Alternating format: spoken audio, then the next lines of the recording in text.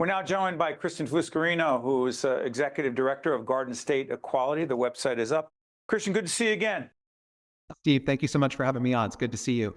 You got it. Let's go through this. All right. President Trump, executive order January 20th. We're taping this at the end of March. It'll be seen later.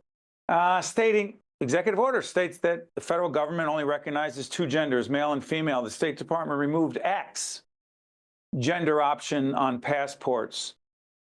Why is that an issue? Well, why it's an issue for the president that he felt the need to address it on day one, I'm not sure, but it certainly caused a lot of chaos in the community and for federal and local government workers that need to look at identification and know who they're speaking with, because now we have documentation in some situations where it doesn't match the gender of the person that they're speaking with. And so what this really is at its base is an erasure of the transgender identity. It's an erasure of an entire group of people, and we haven't seen this type of behavior since Nazi Germany. Let me ask you this, and if I can get a yes or no, it would be helpful. The vast majority of Americans, in every poll I've seen, believe that trans men should not be competing. And I'm not saying this is the most pressing issue, but it's out there that trans men should not be competing in women's sports. You say? Well, trans women are women, and there are competitive NCAA players that have been competing all across the country. Wait, these are men who transition women. I apologize, my mistake, Christian.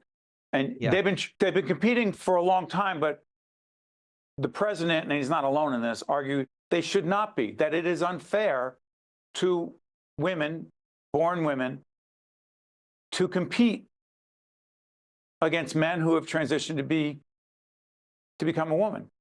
You say? I'm not really sure why something that is a non-issue has become such a priority for the president, other than for him to try to deny a small group of Americans their basic human rights. Here in New Jersey, we've had a law on the books since 2009 that have allowed trans girls to participate in girls' sports. And we know that at that young age, sports is an important lesson for experience to learn to participate in the world. We've had no issues in New Jersey. And so I would really encourage the president and the rest of the nation to look to our state, where we've had inclusive laws and policies that have protected young trans people, to see that this is something that doesn't need to be changed. Christian, if the women, girls and women who are in those sports believe it's unfair, how is it not an issue because you don't think it's an issue?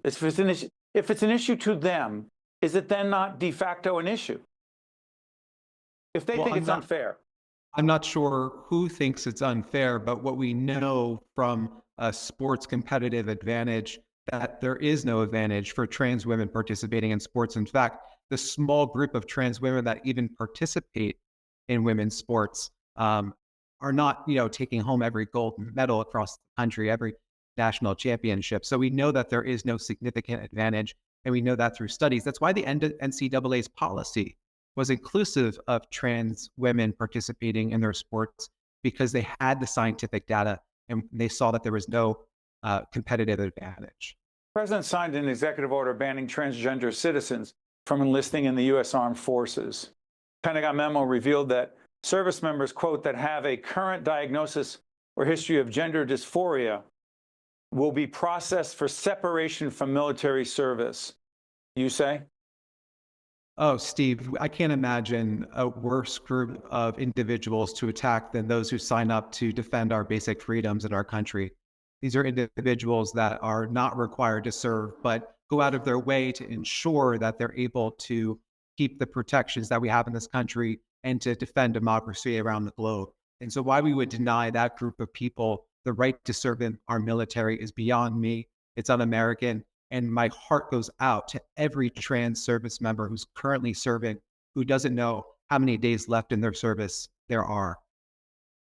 You and your colleagues have engaged in this trans healthcare campaign. What exactly is it? And was that part of the lobbying effort? We're actually taping on the 18th of March. I believe yesterday you had a lobbying day in the State House. Tell us are they connected, Christian?